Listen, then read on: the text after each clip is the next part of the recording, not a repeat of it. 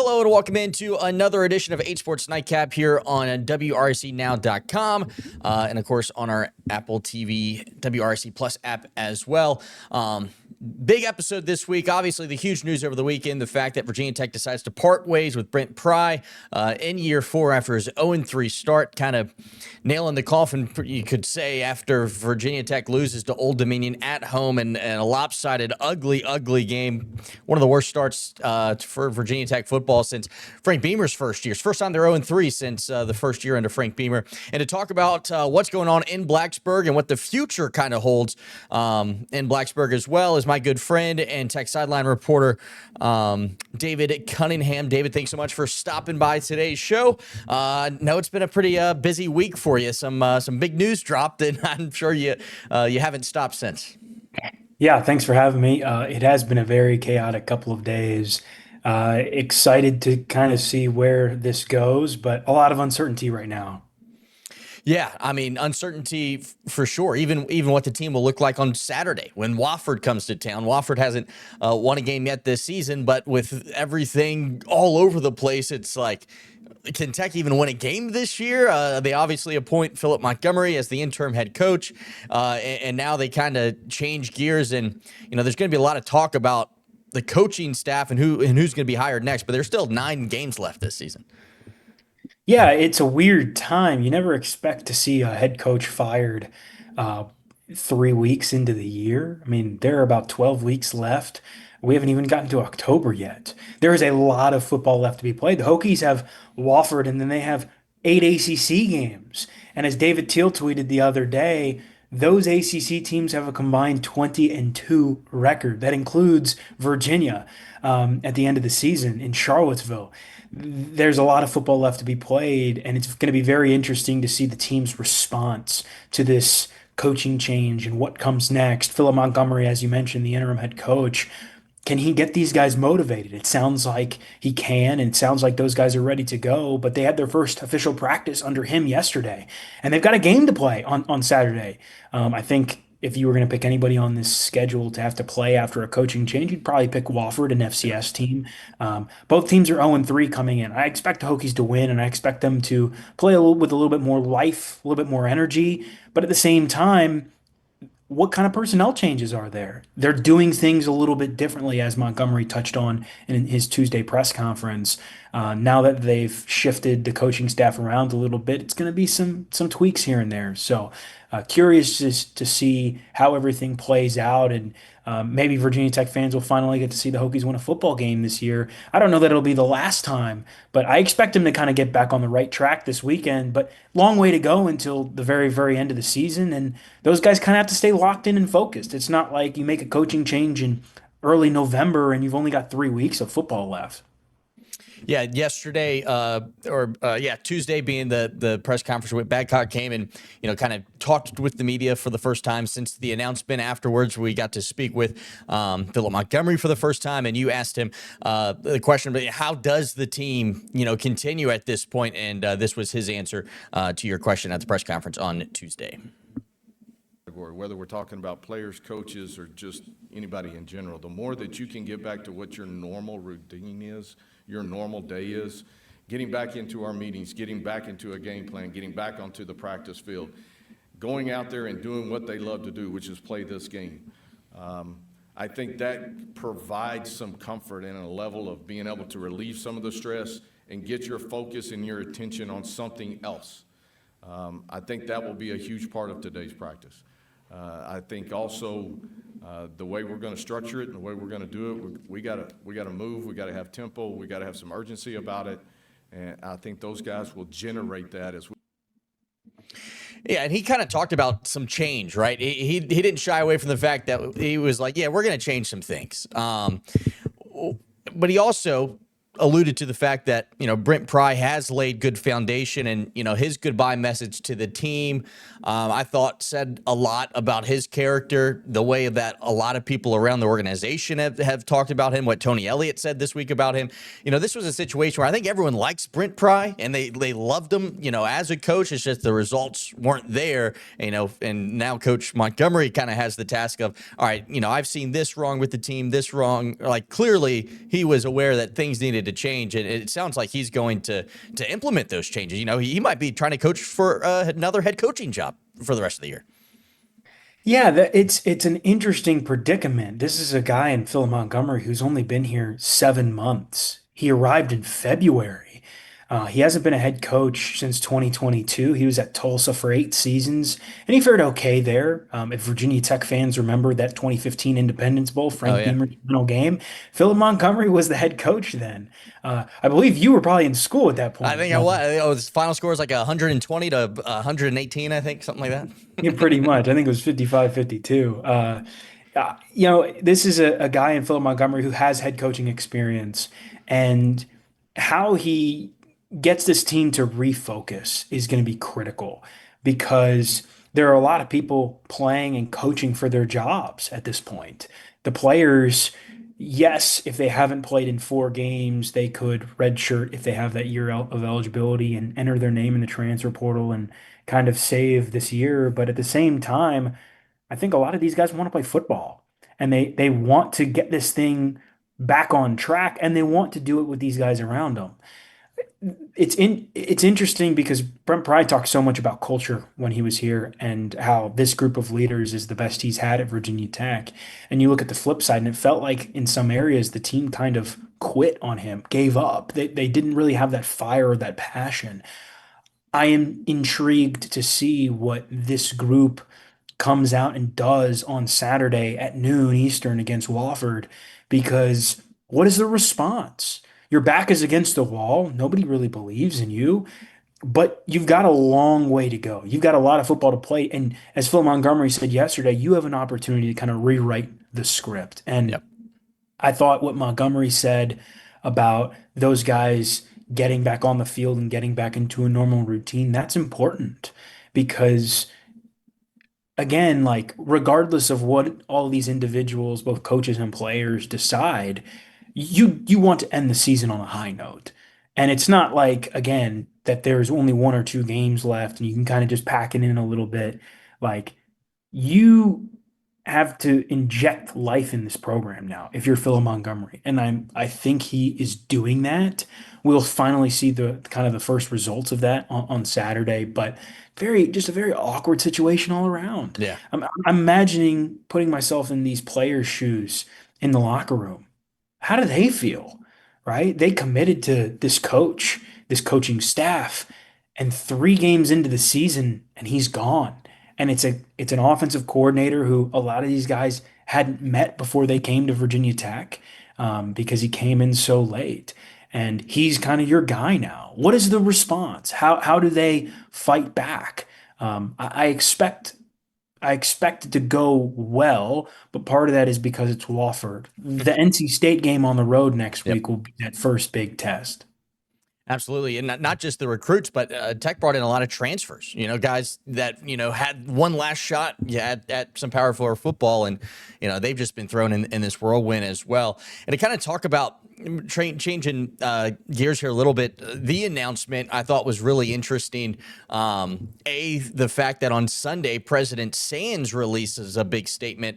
He kind of made it like it was his decision to fire Brent Pry, in my opinion, off of reading the press release saying that he just did not win it. He was he didn't hold back and saying he didn't win enough football games. Thanks for this, blah, blah, blah.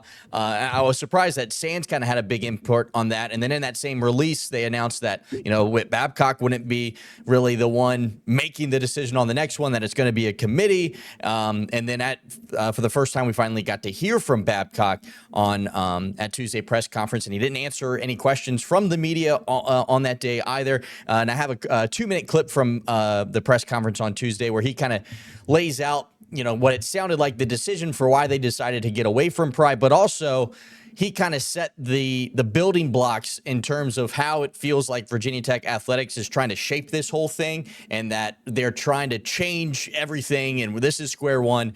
Take a listen to what he had to say at the press conference on Tuesday. Let's see if I can get this video full for me. Here we go.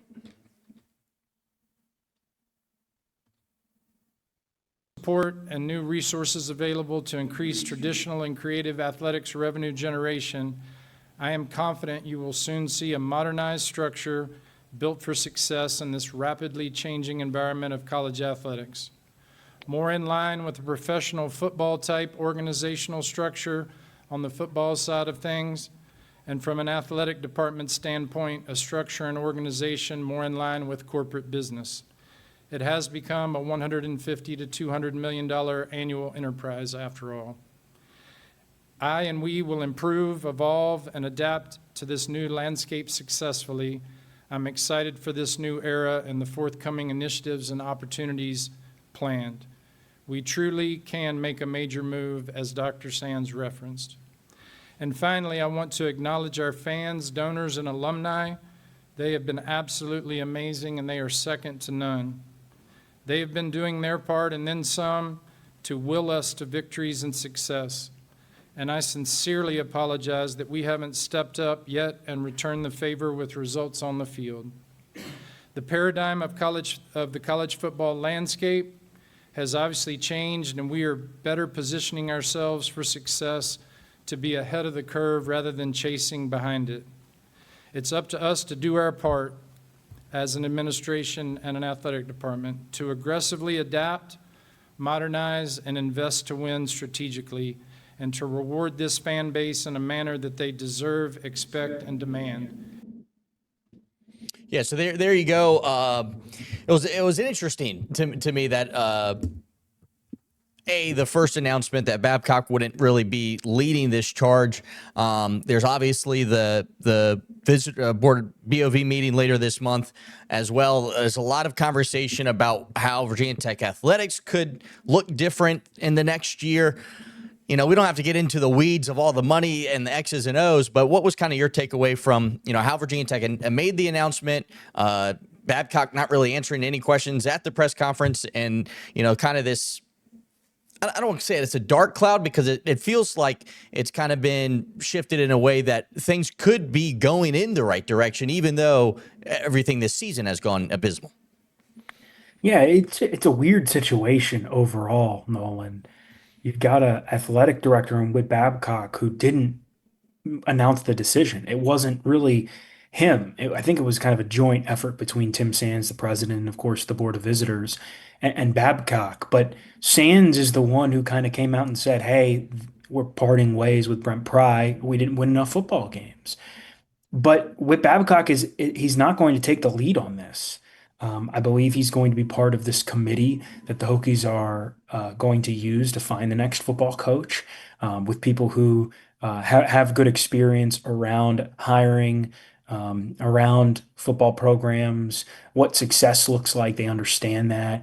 But at the same time, how often do you see an athletic director who's not actually doing the hiring? I mean, you could argue that the football coach is the most important member in every single athletic department at the Power Four level in college athletics. And to say that Whit Babcock is not doing the hiring, that's pretty big. What the second part of the clip you played is very intriguing, because I think the Hokies are aiming to hire a general manager. That's kind of the restructuring, the modernization that Babcock talked about. And that's something that a lot of people around college athletics are adapting to. And I think you'll see a general manager come in and kind of be that go-between between the football program and the board of visitors and Tim Sands and whatnot. That kind of takes Babcock almost away from the football program, which is just so strange because you don't see that. But that feels like the way it is trending. It also feels like Babcock's kind of unsure about his own job status. Yep. And I can't say I necessarily blame him, given his last three football hires, including two at Virginia Tech, have not gone smoothly. A lot of questions, a lot of up in the air. But when you hear what Babcock talk about the modernization, the restructuring of Virginia Tech athletics and football, I think it's a positive thing, because it means Virginia Tech is going to be in a better place, whether or not Whit Babcock is kind of the guy in charge. It is going to happen. And you mentioned the money.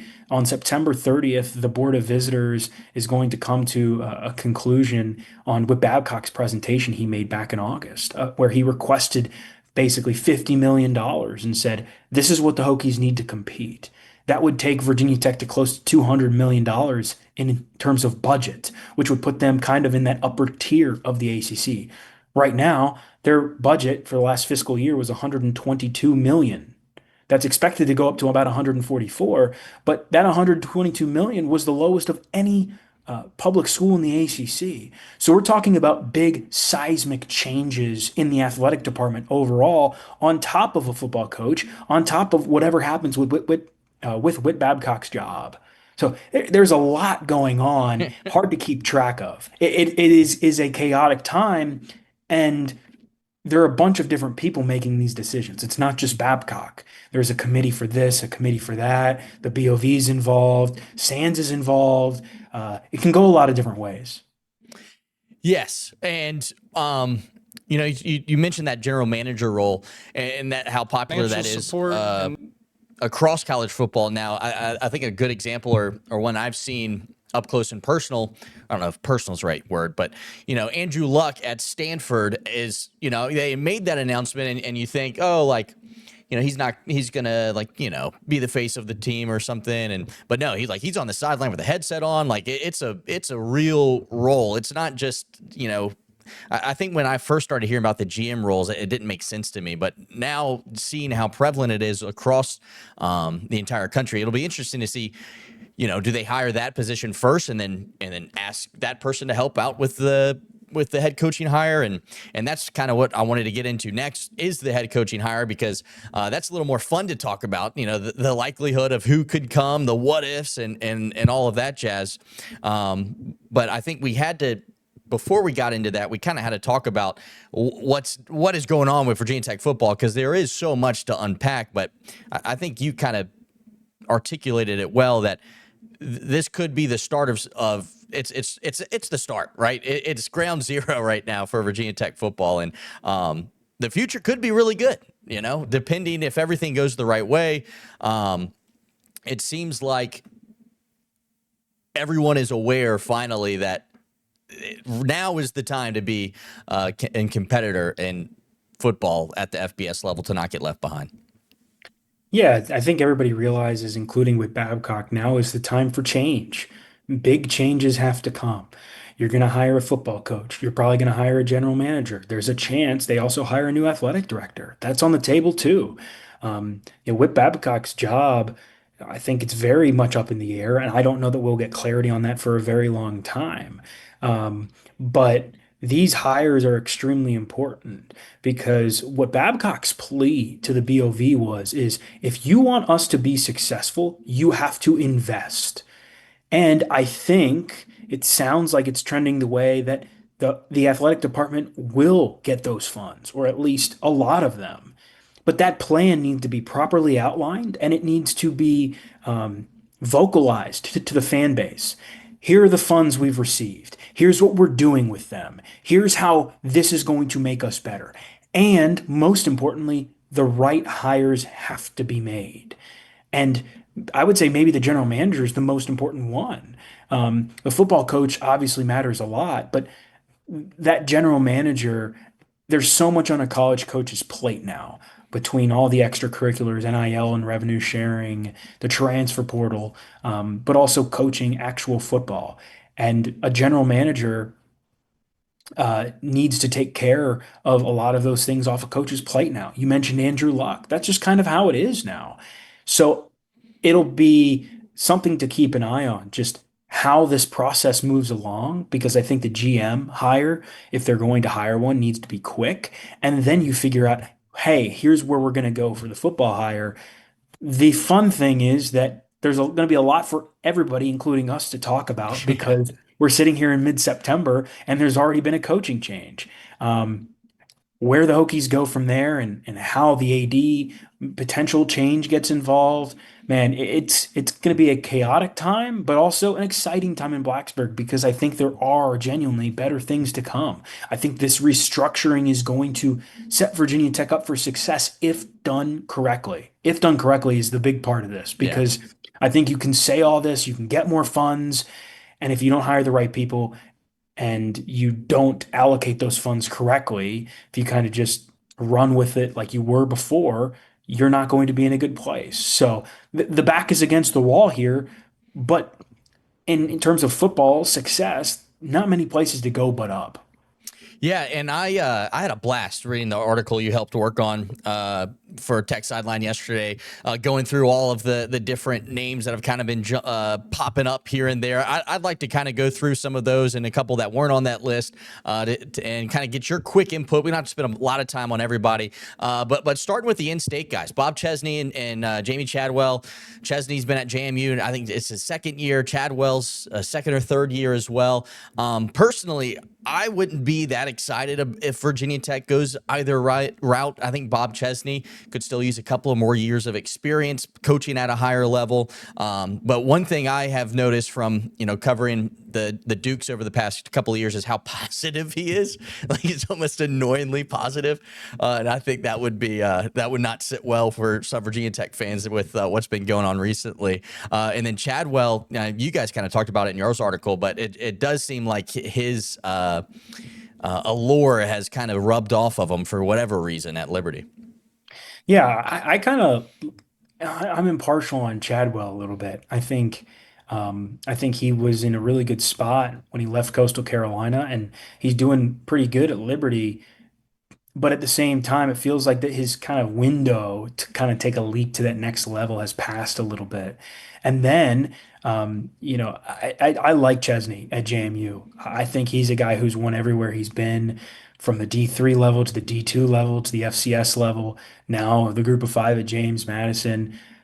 It wouldn't hurt to get him a little bit more seasoning, but I think he understands how to coach football. He's a proven winner. And if you watched that game a couple weeks ago against Louisville, where the Dukes played pretty well, Oh yeah, had a chance to win it. On the road, yeah. I mean, he got his team prepared to play a very good ACC team in the Cardinals. I think he knows what he's doing, but you can also look at it and go, he doesn't have as much Power Four experience. I think he's a candidate, and somebody you definitely keep your eye on. But that Power Four, lack of Power Four experience, it's maybe a little bit of a turnoff for some folks that might be looking through these candidate lists and trying to sift through it and figure out who kind of rises to the top. I think moving on to our next candidate here, what I think it would be the best hire for Virginia Tech. I spent some time in Huntsville, Alabama. This guy's from Huntsville. He played at Alabama A&M. John Summerall at Tulane has made a name for himself. I think he's got to be your number one, but I think the biggest issue with that is that he'll probably end up getting a higher tier job in the SEC. I think he'll probably be the hottest candidate at the end of the year because Tulane is a force to be reckoned with. He was incredible at Troy as well. I think he would be the clear number one, but that kind of feels like a situation of can you even get him? Yeah, I think Summerall has done great stuff. And the same thing for him and the other two guys we just talked about. There's a lot of football left to be played. It'll be interesting to see how these guys' seasons go at Liberty, at Tulane, at James Madison. Do these guys finish 8, 9, 10 wins? Or do they kind of finish around 6, 7, and maybe they don't have as much fire behind their names come coaching search season? But I like Summerall. I agree with you, though. It's going to be very hard, I think, to pry him away from the ACC a little bit or the SEC, because, man, there could be some big openings. Looking at you, Florida, it'll be something to keep an eye on as far as can Virginia Tech. I mean, God, he would be a fantastic candidate. He's done terrific stuff, as you said. But man, some of those SEC schools can pay a lot more. Yep.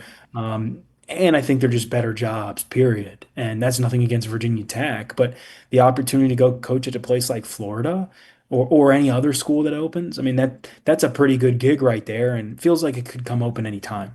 Yeah, another interesting caveat of that conversation we had earlier is, how much more does the coaching salary get allotted with the added budget as well? Another name that, is impossible to ignore in the SEC, Shane Beamer. I'm hotter on him than I think most people are.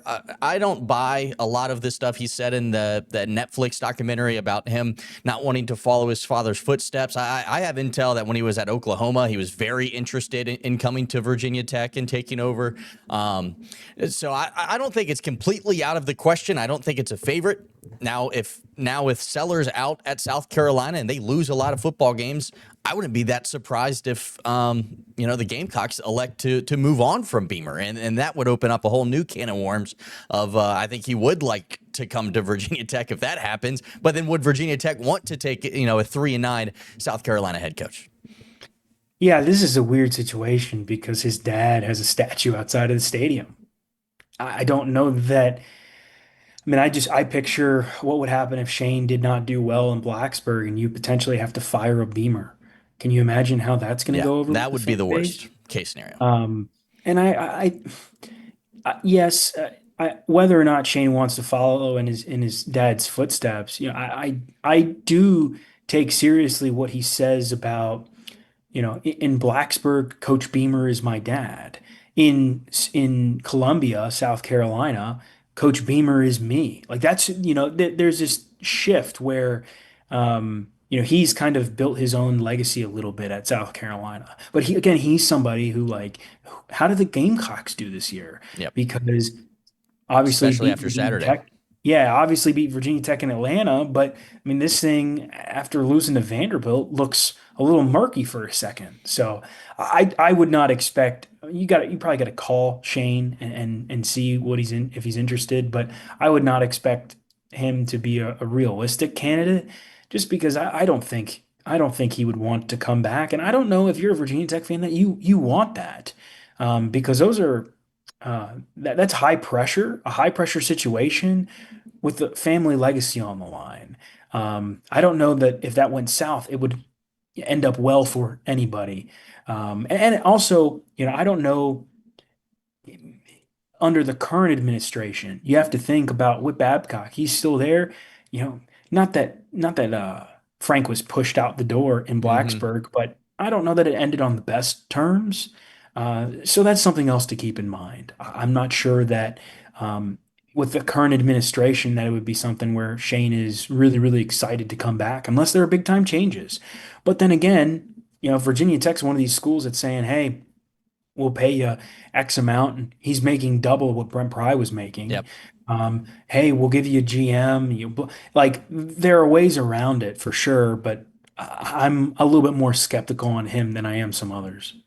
All right, my last current sitting head coach, the head coach of Utah State, Bronco Mendenhall, the only head coach to beat Virginia Tech since 2003, took the Cavaliers to an Orange Bowl. When I first read that name, I rolled my eyes, but the more I think about it, the more I could see it happening somehow.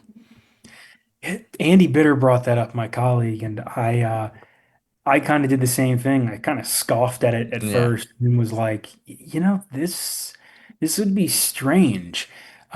He would certainly have more support in Blacksburg than he did in Charlottesville, I think. Particularly what happens at these with his BOV decision. I think if all goes well for the Hokies, you will see them kind of, at least in terms of budget, rise more to the top. Uh, they are aligning themselves for success, and I think that would bode well to potentially get a coach like Bronco Mendenhall. Now, I'm not sure. I don't know Bronco that well. I'm not sure that he want to come back to the state Yeah. of Virginia, the Commonwealth, considering how nice of a spot he has out west. Yep. But the guy can coach, man. Like he took Virginia to an Orange Bowl. The Cavaliers have been to one of those big bowl games more recently than the Hokies have. It's been a long time for Virginia Tech, so he's somebody I think would probably be a not probably not like a long shot candidate, but somebody you could totally keep up with as the season rolls along because he's doing pretty good stuff out there. Talking a little, how about we talk some coordinators? I know a lot of people are saying that they'd like to see some guys with some head coaching experience. I'll throw a coordinator at you though that I haven't really seen that much. What about Gus Malzahn at offense coordinator at Florida State? The season they're having, his success that he's had as a head coach. He's been run out of town a couple of times as a head coach, but his names kind of feel like at the end of the year I could see that being a guy that a lot of people are interested in. Yeah, that's one where it depends on how Florida State, I think, does. Trending well right now. How does it look come the beginning of November? You mentioned him getting run out of town. His tenure at UCF did not end well, but he's had previous success before. So, how do you balance that? As far as most of the coordinators go, I would say Virginia Tech probably needs a proven ball coach because the last time you went with an unproven head coach, well, you fired him 3 games into your fourth season with him, Yeah. right? Brent Pry was a first-time head coach and hired 2 first-time coordinators. And that's what happens when you give the keys to somebody who's inexperienced and doesn't necessarily have those coaching chops, and he's been in those big-time moments. You look at guys like Summerall, right? He's a little bit on the younger side, but a proven winner in certain places.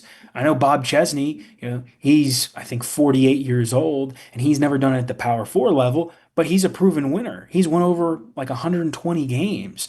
You look at a guy like Gus Malzahn, he's a little bit of a different scenario than some of the other coordinators that have never been a head coach before. But I think you probably want to stay away from that. My guess is Tech goes a group of 5 route, or depending on how much money the Hokies have, maybe they go pluck a Power 5 coach or Power 4 coach. I mean that would not be out of the question, but it all comes back to money and fit. And the other interest, I think what's most fun to talk about is these coaches that don't currently have jobs that, are maybe have interest in getting back into it. Dan Mullen, Jimbo Fisher, Dave Clawson, those types of guys. Do any of them interest you? I think Jimbo Fisher is an interesting one because his tenure at Texas A&M did not go well. Dave Clawson, I think he'd be a great fit, but I'm not sure he likes this current landscape. Dan Mullen's somebody who's been interested a couple different times in the Hokies.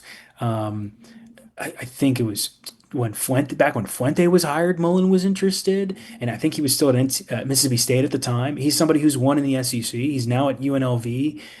He's somebody I could totally see the Hokies taking a good hard look at, and somebody that we at Tech Sideline have talked about is Pat Fitzgerald. Obviously, his tenure at Northwestern ended a little rocky, Yep. but he's a guy who won a lot of games at Northwestern, which says something.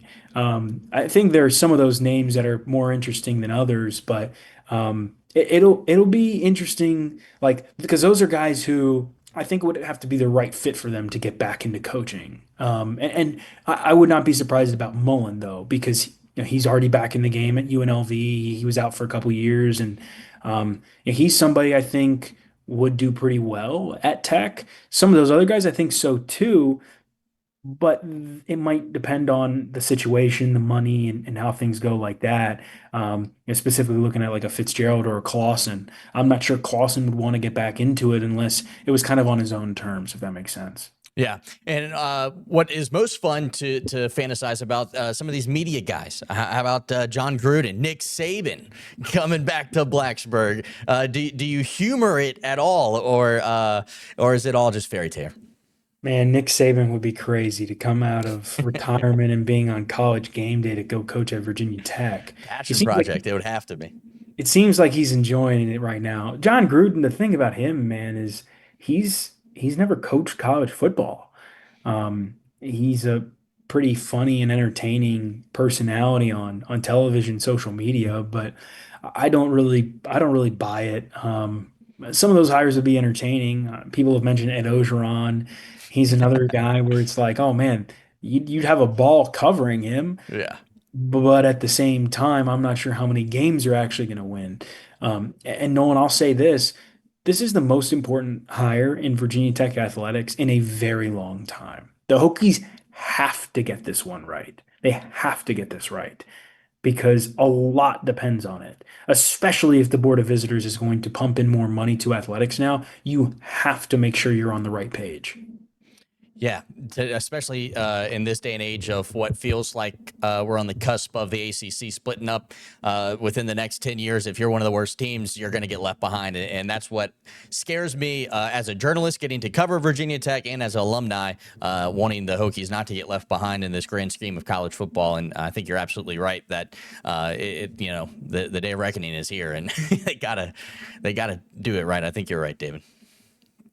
Yeah, it'll be curious to see mean, you have to set yourself up for success in the long term. And I think the Hokies are doing that. They're becoming more aligned, as I've mentioned earlier. But um, that's why this hire is so important, because if you want to be able to succeed at the next level, in terms of being in the conversation at the top of the ACC, being in the conversation if a round of realignment comes around, you can't just sit back and watch. And with how the Hokies have played the last couple seasons, yes, I know their name still carries a little bit of weight, but it's just very difficult. You come out and win 8 games, turn it around quickly. All of a sudden, you're kind of a little bit of a good brand again, and people are paying attention. Um, it there's so many different ways this search could go, and this conversation is going to continue for a very long time. But like I said, the Hokies have to get this one right. It's imperative, because I think the whole athletic department and a lot of people in the New River Valley and around town are relying on this. The ACC needs Virginia Tech to be good again. And man, there is a lot of possibilities here. I'm curious to see how this one winds up. Yeah, it's going to be a wild 12 weeks for the end of the season to see how many games the Hokies can win, if any. How depressing that would be if they go over this Saturday. They take on Wofford at noon. And then, as you mentioned, a big test on the road at NC State, their first ACC game of the year. David, thanks so much for stopping by the Nightcap, our recurring guest now here on 8Sports Nightcap. So appreciate your time. Thanks, man. Always great chatting with you, and thank you for having me on. Will do. Thanks, David. Have a good one.